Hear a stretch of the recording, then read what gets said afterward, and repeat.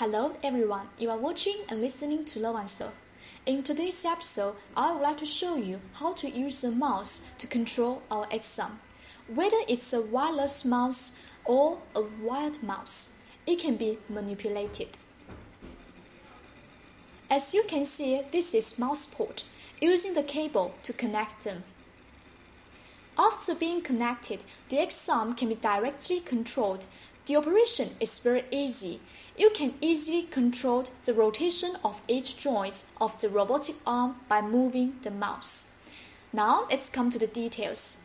There are 6 servos on our exam. From the top to the bottom are 1 to 6. Let's look at the ID1 servo first.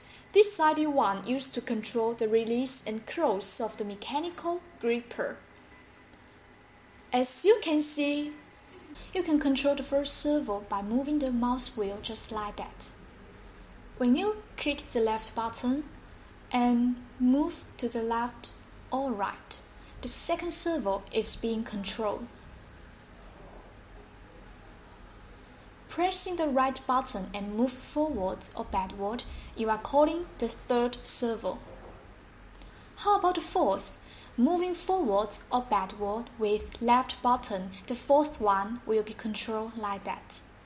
Without clicking any buttons, only moving forward or backward, or moving to the left or to the right, you are controlling the fifth and sixth servo.